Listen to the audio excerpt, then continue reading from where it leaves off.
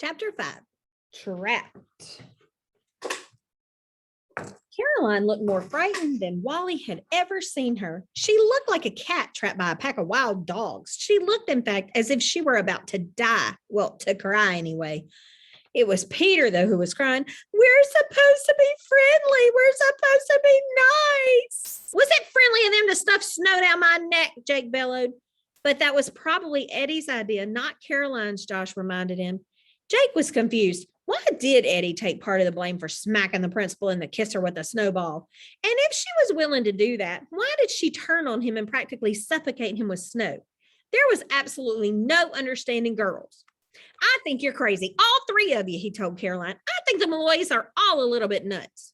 "Okay, can I go home now?"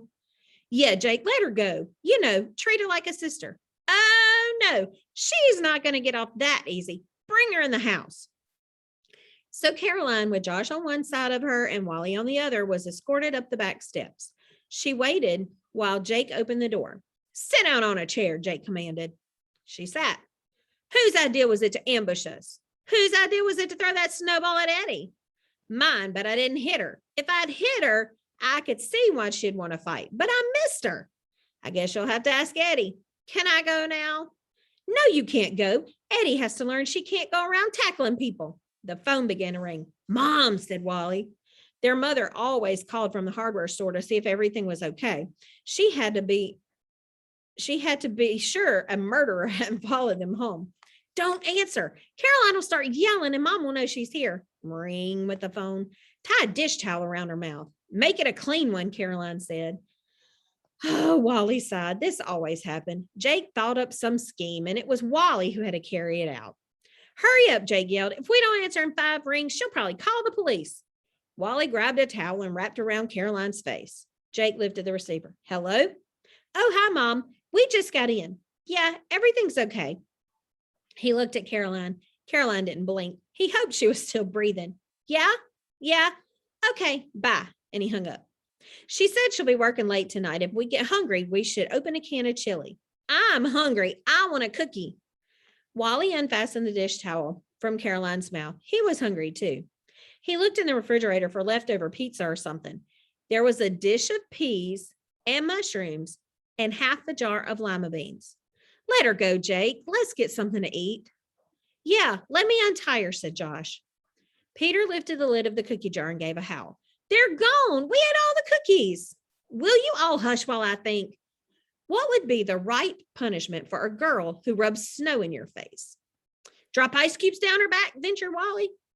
"We're supposed to treat her like a sister," Peter insisted. "Make her bake us some cookies." "Good idea, Peter. Bake us some cookies, Caroline." "All right," she agreed. "But you better call my sisters and tell them where I am." "Oh, no. I'm not having Beth and Eddie charging over here to rescue you. Bake us some cookies and then you can go. In fact, make it brownies. Make us some brownies." "Show me where the flour and sugar and stuff are." They found a recipe on a box of cocoa and Caroline read off the ingredients. The boys found them for her. Jake turned on the oven and got out the baking pan. Then he made sure that the back door was locked so she couldn't escape. With the key in his pocket, he went in the living room with his brothers to watch TV. "Hey," said Jake with his feet on the coffee table, "this is the life. Sitting out here watching TV while our slave bakes up a batch of brownies for us. Not bad." "Yeah," said Peter. "I like having a sister." Out in the kitchen, Caroline began to sing. The boys switched from one channel to another as the sound of mixing, scraping, and stirring came from the other room. The oven door opened, the oven door closed, and there was the noise of spoons and bowls being set in the sink. Very soon, the boys began to smell the wonderful chocolate fragrance of brownies. Caroline came out of the kitchen with her jacket and book bag. "I have to eat an early dinner because I'm going to try out for the Buckman Community Players. The brownies should be done at 4:20. You're supposed to take them out and let them sit for 5 minutes before you cut them. Can I go?" Jake went into the kitchen and opened the oven. There were brownies beginning to puff up. "Okay, you can go. But tell Eddie if she ever ambushes us like that again, we'll drag her in here and make her bake us a 3-layer cake." "Yeah, a chocolate cake," said Peter. Wally closed his eyes. He couldn't imagine dragging Eddie anywhere. A tiger, maybe, but not Eddie Malloy. "Okay," said Caroline. "Goodbye. Enjoy the brownies." She went to the front door and was heading down the path of the swinging bridge. The boys went out to the kitchen and sat around. It might be sort of nice to have sisters, providing they always did what you told them to do. I think maybe they've learned their lesson. I'll bet all this time Eddie and Beth have been out looking for Caroline and they didn't dare call her. What are we going to tell Mom about the brownies? We never bake brownies. She'll want to know where they came from. There's only one answer. We'll have to eat them all, every single one. And wash the bowl and pan, said Josh. They watched as the minute hand on the clock reached 20 after 4. Jake turned off the oven and Josh took out the hot pad and pulled out the pan. Yum. If we cut the brownies into 6 one way and 8 the other, that'll make 48 brownies, or 12 apiece. We've each got to eat a dozen brownies. Poor us, said Jake. They let the pan cool for 5 minutes. Then Jake did the cutting and carefully lifted them out with a spatula and placed them on a platter. Each boy picked up a brownie with a napkin and blew on it until it was cool enough to eat. Then, all together, they took a bite and grinned at each other and chewed. And then all together, they began to spit them out. Hey, what's in these? Cried Jake. They're lumpy. They're gross. They're awful. Jake got a fork from the drawer and dissected a brownie on the table. It was full of lumps and bumps. He pulled it apart. It was a brownie filled with leftover peas and mushrooms and half a jar of lima beans. Chapter 6, Tryout. Beth and Eddie were coming down the hill when Caroline crossed the bridge. Where were you? Beth said. Caroline, we've been looking all over for you. We were afraid you'd fallen in the river. Thank goodness Mom's not home or we'd have to explain it all to her. We didn't know whether to call Dad at the college or not. We went back to the school and looked all around. What happened? Next to being on stage, Caroline most loved to tell a story. I was kidnapped and gagged. What? By who? The Hatfords? The Hatfords. They forced me into their house and tied me up. What? Shrieked Beth and Eddie together. Caroline had to explain the whole thing, beginning with the phone call. It's all my fault, Eddie cried. If I hadn't tackled Jake, this wouldn't have happened.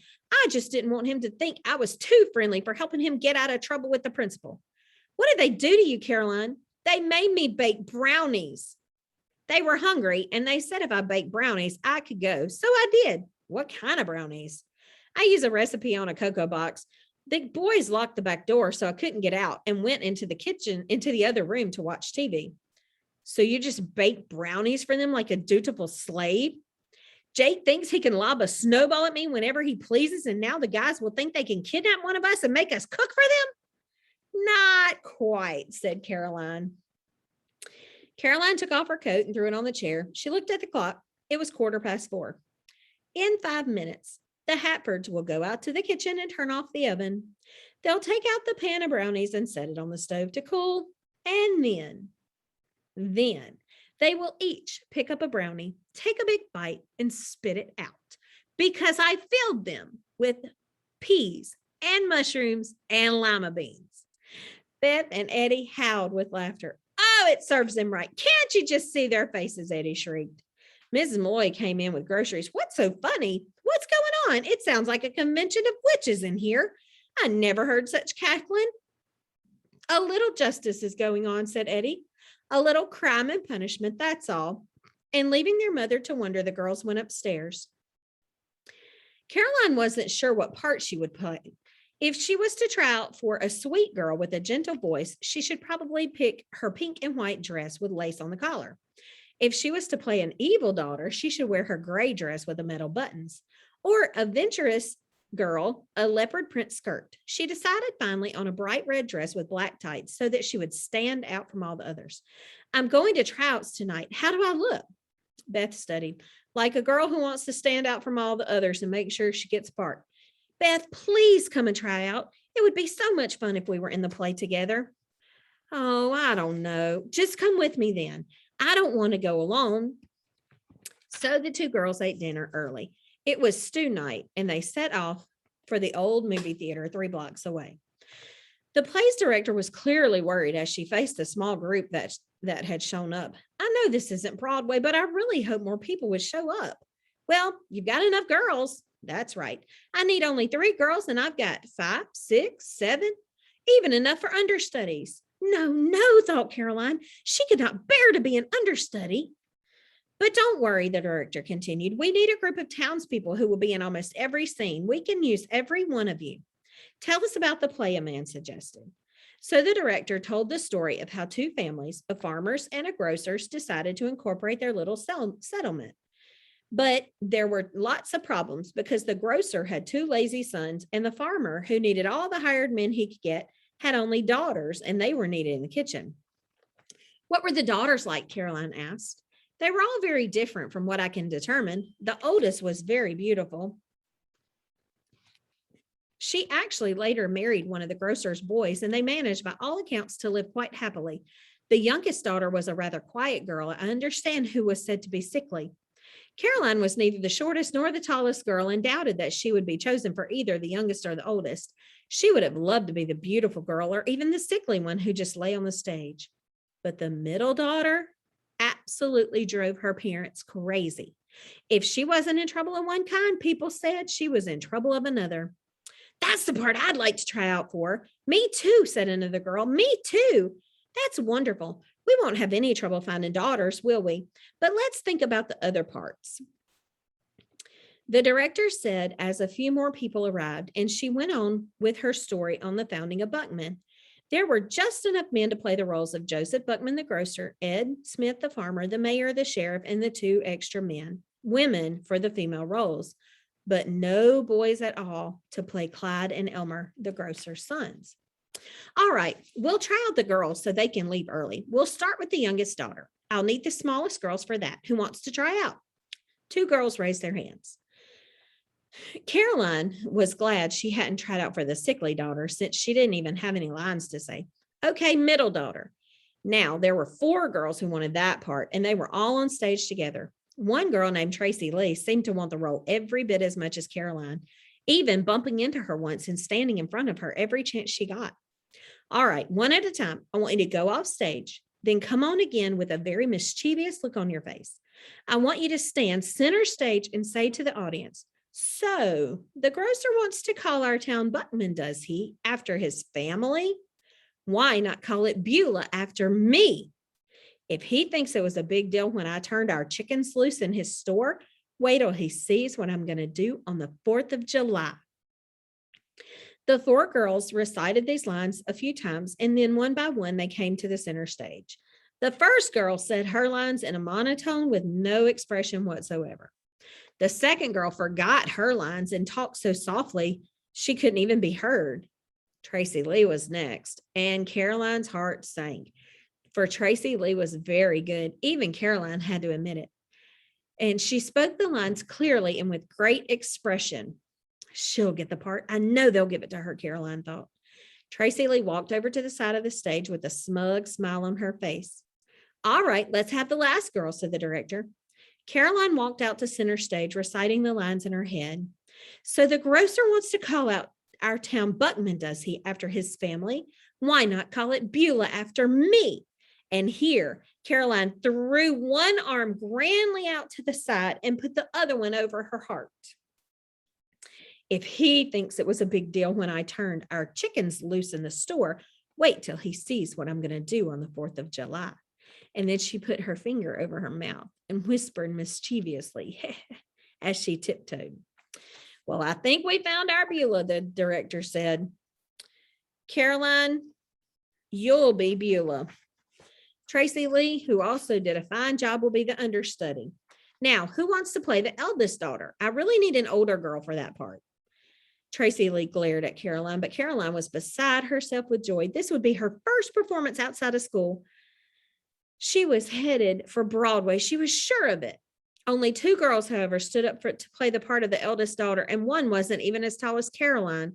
They were not very good either.